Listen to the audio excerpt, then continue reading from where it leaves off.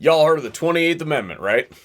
Well, if you haven't, you're about to. This thing is so poorly composed, it's like a fourth grader got a hold of somebody's thesis and plagiarized it, but instead of using ChatGPT to do it semi-well, they just inserted a whole bunch of words that they don't actually know what they mean or how to use them in a sentence. And really what this amounts to is the temper tantrum of a politician whose elitism is showing because they've gotten absolutely everything they've ever wanted in their life from mommy and daddy, and they've gotten a trophy for every single thing that they've ever participated in. Well, this time around, they're not getting what they want and they're throwing a fit about it. Or it's the actions of a politician who believes his base to be illiterate and cognitively incapable of figuring out how the process works, while being simultaneously ignorant of how a constitutional amendment is actually integrated into the Constitution. You tell me what it is in the comment section down below. I forgot to lead with this when I recorded the initial video, so I'll do it now.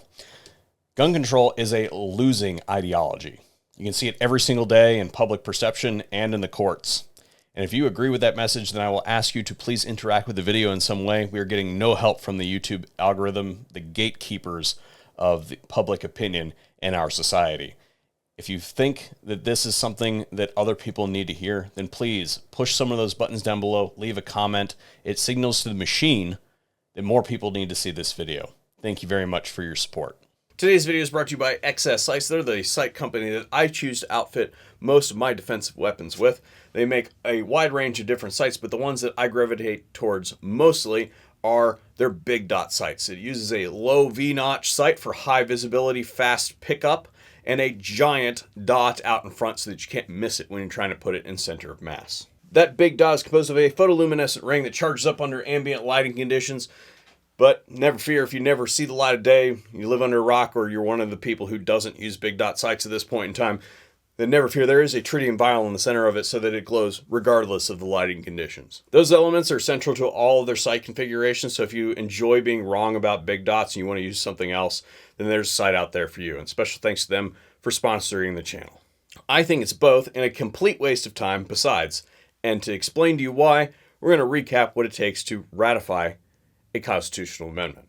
Remember that there is a two-step process for adoption of a constitutional amendment: the proposal process and the ratification process. After ratification, then it becomes a constitutional amendment. So first, the proposal process. There are two methods by which a constitutional amendment can be proposed. The first and most prevalent method, the method by which all 27 amendments to the Constitution have been proposed, is that 2/3 of Congress says there should be a constitutional amendment for this thing. So a 2/3 vote in both houses of Congress.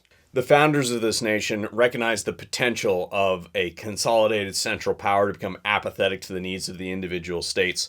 So they integrated a second avenue by which the states could make changes to the federal government without their consent. And that includes constitutional amendments, but it can do other things. And this is known as the Convention of States. In order to call a Convention of States, you must have 2/3 agreement of all the individual state legislatures to have a single convention to discuss a very limited scope event. So, for instance, if we were calling a convention for the 28th Amendment to propose another amendment to the Constitution, and let's say that we're calling the convention for the 28th Amendment for the purposes of what the 28th Amendment should be, which is term limits for elected officials. We can't just say that we're going to do it for that and then bait and switch it at the last second to make it what these people want the 28th Amendment to be.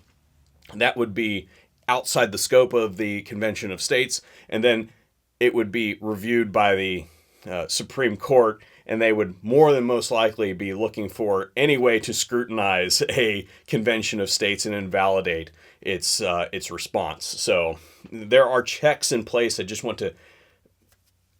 I think there's a lot of angst about the ways that a Convention of States could be abused, and I want to be clear that this is a very limited scope thing. You can't just have it hijacked by a bunch of activists. It has to be, it's built that way on purpose. Once we have a legitimate proposal of a constitutional amendment by either one of those means, there are two methods for ratification. The first, and the one that has been used in all but one of the constitutional amendments that you currently have, is ratification by 3/4 of the state legislatures, and that occurs by simple majority vote. The other method that ratification of a constitutional amendment can occur is a more up in the air sort of method, and that is that each individual state can choose to hold or not hold a convention to discuss that constitutional amendment and adopt it.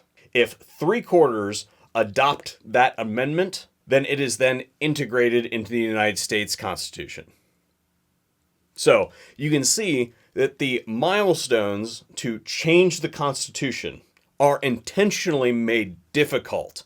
We don't want to just change the core documentation that runs our basis of government on a whim. We want it to be very challenging to be able to get a buy-in from a substantial portion of the United States to then drag the rest of it along with it. Now, in my opinion, something like the 28th Amendment, as these whack jobs are proposing, is a secessionist event. So I found this website that ranks states on their anti-Americanism, and while it is not a one-to-one comparison, I thought we could use this as an allegory for whether any of this is even remotely possible. We'll go ahead and skip the 2/3 of both houses of Congress and just assume that they remain deadlocked where they are. Remember, both houses of legislature in these states. Tell me where to stop.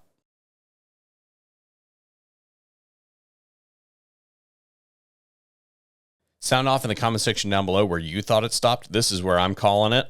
And remember, that is proposal. That's not even 3/4 for ratification. And it is for all of the reasons that I have described here today that this is, in my opinion, a political stunt to try to garner votes from a bunch of disillusioned people that don't really understand what it is that they're doing. And they're very easily swayed by these slick willy type politicians that are out there being like, look what we tried to do. And well, I guess it just didn't work out. But vote for us.